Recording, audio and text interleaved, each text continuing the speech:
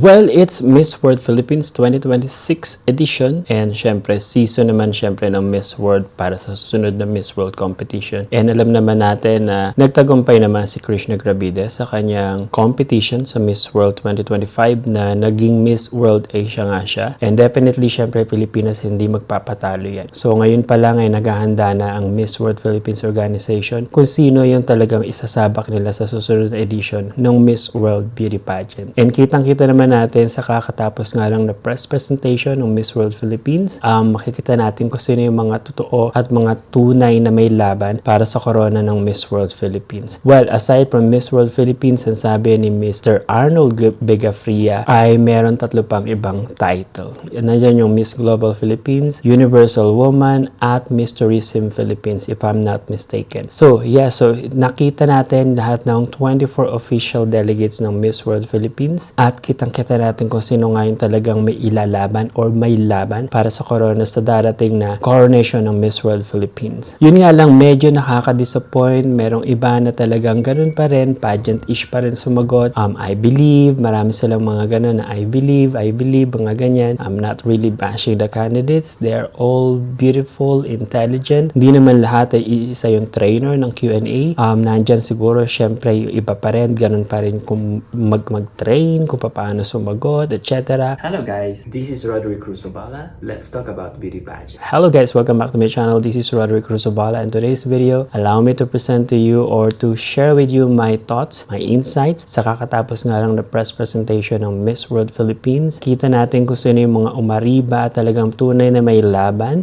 para sa darating na coronation ng Miss World Philippines na syempre ang magiging winner is sasabak sa susunod na Miss World Beauty Pageant. So aside nga dyan sa Miss World Philippines title, Miss Tourism International, Miss Global International, at Universal Woman Philippines. Okay? So, bali apat na title ang ipapamigay but definitely hindi yan pagsasabay-sabayan. So, first, i-announce muna yung first princess, second princess, first princess, and then yung Miss World Philippines title mismo. And then, yung tatlong corona is i-award siya outside the final coronation mismo ng Miss World Philippines. So, parang ginagawa sa Miss Universe Philippines, pinipili nila yung mga sasabak sa iba-ibang title after ma-announce yung Miss Universe Philippines. But simulan na nga natin. So merong mga media press definitely na nandun, yung mga bloggers, di nag-select sila ng candidate na gusto nilang tanungin. Merong iba na hindi naman tinanong ng question, parang introduction lang, parang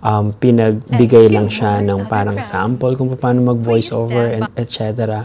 It's just really refreshing and entertaining in all honesty dahil hindi siya yung tipong talagang pressure ka. But definitely one of the candidate na talagang nag-caught ng attention ko is super talagang malakas, eloquent, but I think she need to tone to be more relaxed a little bit. Miss Quezon City is really stand out for me. She has this very strong presence. Ang haba ng katawan, maganda, eloquent. Definitely she's very eloquent. And I do really feel that kung talagang mamamaster pa niya, ma-enhance pa niya yung more appealing, more parang queenly. I think that she is going to be one of the strongest, and it could be yung mga ibang strongest na considered strongest could really like waste their money dahil sobrang may potential si Miss Quezon City. Next naman na standout para sa akin si Davao Region. Isa sa pinakapaborito at nanalo siya sa isa sa tatlong awards na pinamigay as Darlings of the Press. Sa Davao Region, she is a flight attendant, sabi niya. And I think that eloquency nandun naman. Very raw,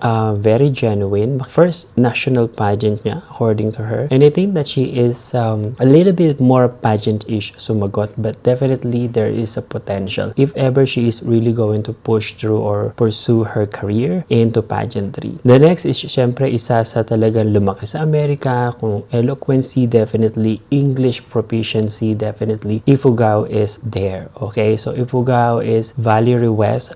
Concern ko lang sa kanya is napansin ko na mas maliit yung left side ng eyes niya o yung eye niya compare sa right. Napanood ko yung video na parang nag-collaborate sila ng Orange and Lemons about Ifugao, and it's really refreshing and interesting. And I think that really Ifugao is one of the strongest kahit na hindi man sabihin na dahil sumali siya sa Miss Universe Philippines last year. I think that Ifugao is one of the overall face Although yun nga, yung mata is hindi pantay or whatsoever. But overall, I think that she has what it takes to be the winner of Miss World Philippines. Of kung hindi man, pwedeng Universal Woman or Tourism, kung ano pa bang ibang title na ipapamigay sa coronation mismo. She is athletic and she is beautiful, she is eloquent. Although hindi siya ganun katangkad, mas matangkad si Miss Quezon City, but I think that overall, I think that Ifugao is somehow master the appealing kind of beauty queen, and the eloquency, the beauty, and overall, I think that she has what it takes. Next natin is si Rizal Province. So Rizal Province, kung matatandaan nyo, sumali siya sa Miss Universe Philippines 2024 if I'm not mistaken. Kasabay siya dapat ni Chelsea Manalo, which I think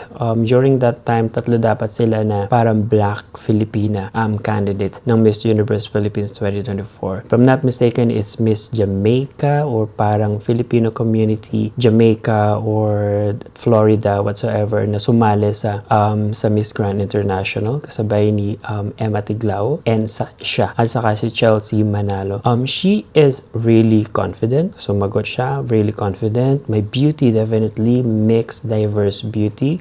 Blackish Filipina. Napapansin ko lang sa kanya is she need to tone down a little bit. Super eloquent, super strong ng kanyang presence. Talagang commanding yung skills niya pag siya nagsasalita. But I think that she need to tone down more, a little bit more on like a beauty queen-ish aura pag sumasagot. But of course, definitely if she is really looking for something outside the beauty pageant, the confidence that she has is going to take her somewhere. Manila is the next. So Manila is one of the contestants na nakita na natin sa iba't ibang pageant. Just like Binibining Pilipinas. I'm not really sure. I think she joined also Miss Universe Philippines. But I think that medyo nahuhuli siya sa face. Okay, so she is beautiful but pag nagtabi mo sila ng ibang candidates na mas may maliit na face, makikita mo na talagang hindi siya ganun proportion in general. But definitely, she has the beauty. She is an accountant. I think that she just really need to be more stronger, commanding presence, the aura. But yeah, so Manila is standout for me at least. Bawon Batangas is the next. So she is really of like, parang napapansin ko parang may pagka-Lalaine Edson. Ganun yung beauty niya para sa akin. So she is para ding isa sa artista ng GMA.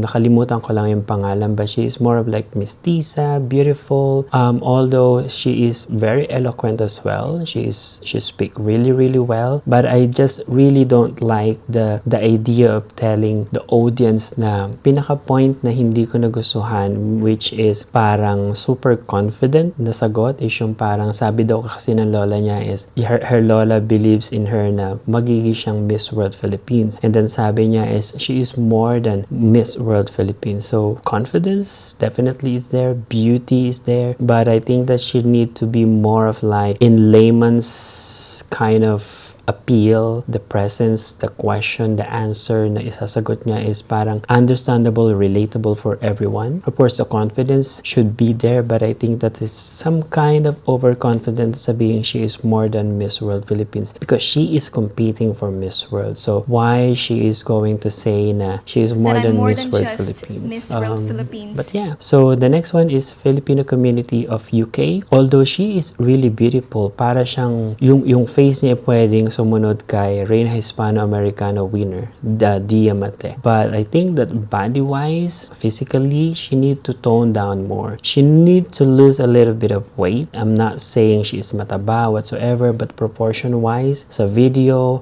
she is not really looking proportion. But of course, she's beautiful and sexy. But of course, we are going to compete internationally. There's a lot of bashing that's gonna happen. If she is not going to lose weight and be more prepared physically, just to be more on the appealing, kahit na sabihin nating inclusivity is there, she really need to lose a little bit of weight to be more on that market kind of body type. But definitely she is also eloquent. She grew up in the UK, but I think she need more confidence how to answer a question. Filipino community of Hawaii, I just really love her beauty. Para siyang may pagka, nung 2010 na binibining Pilipinas, yung maganda yung face, na parang may pagka morena, na may pagka parang African something. I just really love that she is also confident, but not over confident. I just really love her face, the aura, she's beautiful. The next one is Filipino community of New York. So, syempre, isa sa talagang, dati pa lang, sikat na siya dahil maraming sumuporta sa kanya sa Miss USA 2024. Naging semi-finalist siya representing New York sa Miss USA 2024. Marisa Delgado is super parang skinny, super manipis. I just really find that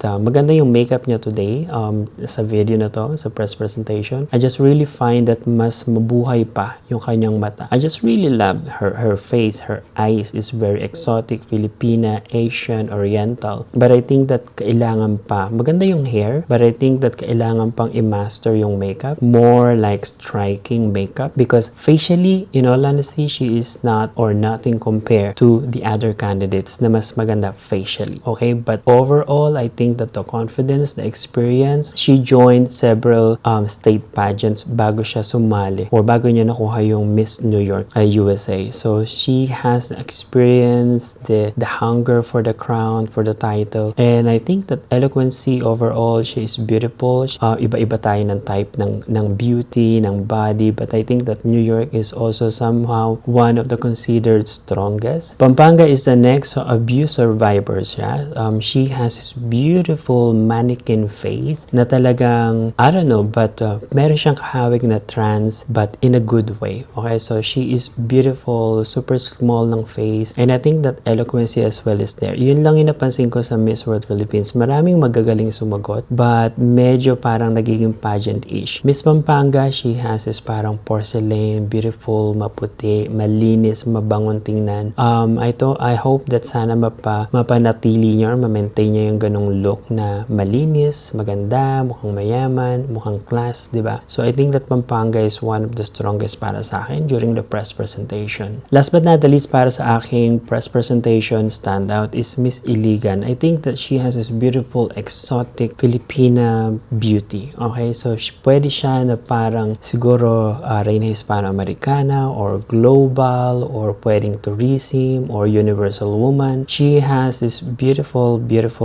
face, and I think that matangka din siya. I just really find that parang kulang lang siya sa sagot, or the way na sinagot niya yung tanong sa kanya is parang kulang pa ng confidence, kulang pa ng impact, more on point yung sagot dapat. But I think that overall she is one of the standout during the press presentation. So this is it, guys. This is just a very quick video para sa aking press presentation standout selection or choices sa Miss World Philippines 2026. I hope you guys stay safe and be safe, and belated Happy New Year para sa inyong lahat. Maraming salamat. Bye-bye. Hello guys, this is Roderick Cruzobala. Let's talk about beauty pageant. She is amazing. Her qualities and beauty, wow. This is Roderick Cruzobala. Thank you for watching.